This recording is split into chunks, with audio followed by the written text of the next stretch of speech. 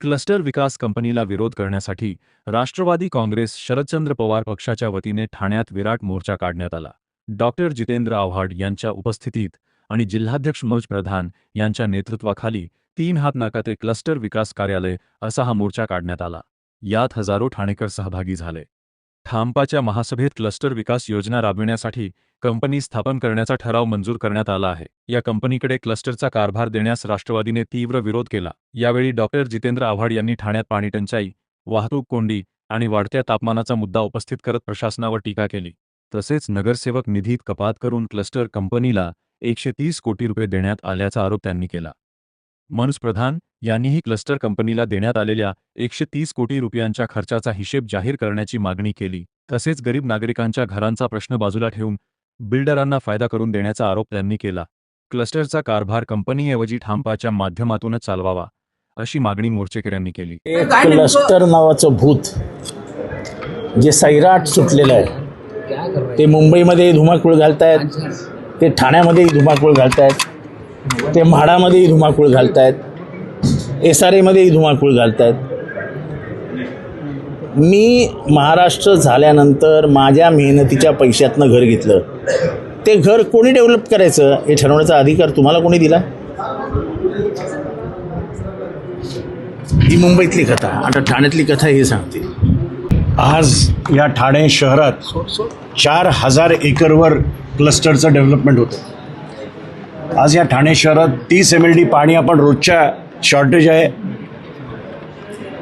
Rainy सीझनमध्ये टँकरचं पाणी चालू आहे आणि असं असताना 12चा FSI देऊन 4000 एकर डेव्हलप करून ठाण्याला विकायला काढलं आहे. आणि त्याचा विरोध करायला राष्ट्रवादीची लोक आज या ठिकाणी आलेत. आणि आमच्याबरोबर क्लस्टरमध्ये बाधित जी लोक आहेत, मध्ये आनंदनगरचे असो, मानपाड्याचे असो, कृष्णानगरचे असो, खोपटचे असो, ही सगळे लोक आमच्याबरोबर सहभागी झालेले आहेत. एक SPV तयार झालेली आहे. त्या कंपनीबद्दल कोणाला काही माहीत नाही, पण त्या कंपनीच्या मार्फत हे क्लस्टर डेव्हलपमेंट होणार आहे. आमचा या कंपनीला विरोध आहे. महासभेच्या ज्या हक्क आहेत ते काढून एका कंपनीला देण्याचा हा डाव आहे.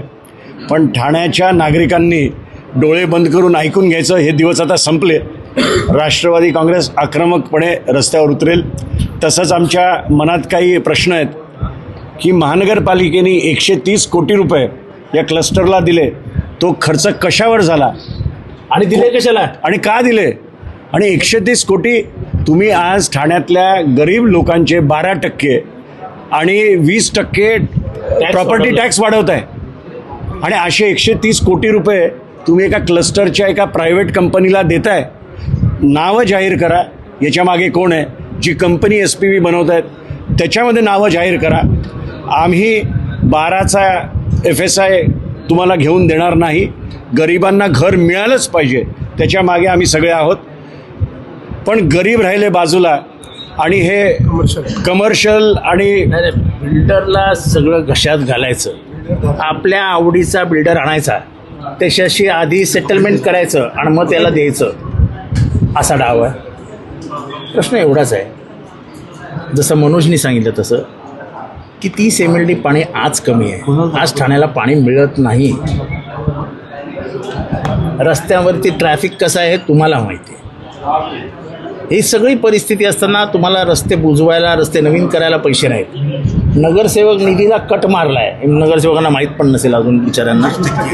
30%चा आदेश आला. हे नगरसेवक निधी किती होता? 1 कोटी, 1.5 कोटी. म्हणजे आता यांना देणार निधी 50 लाख रुपये प्रभाग सुधारणा निधी. त्याला कट मारला. मग 130 कोटी रुपये कोणाच्या खिशातनं तुम्ही त्या कंपनीला दिलेत? म्हणजे काहीही करून पैसे जमवायचे.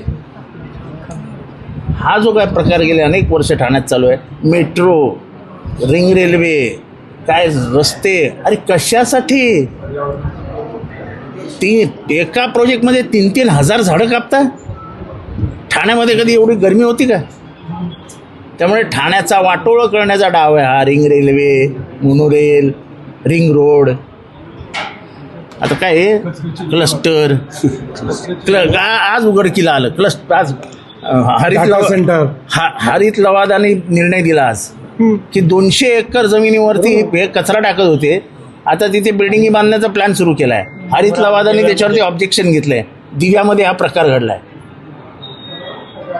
म्हणजे कांदळवनं तर अशी तोडली आहेत राजकीय आशीर्वादाने की विचारता सोय नाही. कशाचंच काही राहिलं नाही.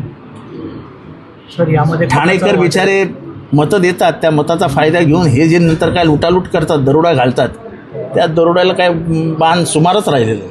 गेली बऱ्याच गोष्टींवरती त्यांना सोडा या अधिकाऱ्यांचं बिचाऱ्यांचं काय, गरीब अधिकारी त्याला माहित पण नाही. एक महत्वाचा मुद्द्यातून लक्षात आलं की 50% मालकी हक्क नसतानाही तिथे लोक जातात आणि LOI दिला कोणाच्या अधिकारावर, तो LOI दिला, तो LOI घेऊन घुसतो. आता माझंच आहे, मीच करणार आहे, आता तुम्ही घरी खाली करा. अरे काय आहे, गरिबांचं तोंड दाबूनच टाकायचे आहेत का तुम्हाला? 2 चांगल्या शाळा तोडल्या, आरोग्य केंद्र तोडून टाकलं आमच्या मानपाड्यामध्ये. काय चाललंय समजतच नाही. जे LOI म्हणजे LOI घेऊन जातात आणि तिथे लोक जातात, ते महानगरपालिकेचे आम्ही कर्मचारी आहे म्हणून त्यांच्याकडे खोटे बिल्ले आणि हे असतात गळ्यामध्ये. म्हणजे जे जंतर मंतरवर दिसतं ना, लाठीमार करताना ते कोण फालतू गुंड आणले होते, पोलिसांच्या मध्ये उभे राहून तेच लाठ्या मारत होते. अशी परिस्थिती ठाण्यामध्ये सुरू आहे. दुसरा एक विषय असा आहे की जो पहिलाच क्लस्टर सुरू झाला त्याच्यावर TDR पण साहेब जनरेट झाला आणि माझ्या बातमीनुसार 8चा TDR जनरेट झाला. तो TDR विकलाही गेला. नेपच्यून नावाची कंपनी आहे, नेपच्यून. चांगलं आवडतं आपल्या. आणि जे हे विचारतात की ह्याच्या मागे कोण आहेत, तर ते 2 लोक ह्या सगळ्या क्लस्टरच्या मागे आहेत आणि त्यांची नावं पुढच्या आम्ही आज 10-15 दिवसात आज ना उद्या म्हणजे सगळे हे सगळे माझ्या भाषेत सांगायचं तुम्ही चालवा, हागलेलं वरती येतच. चला.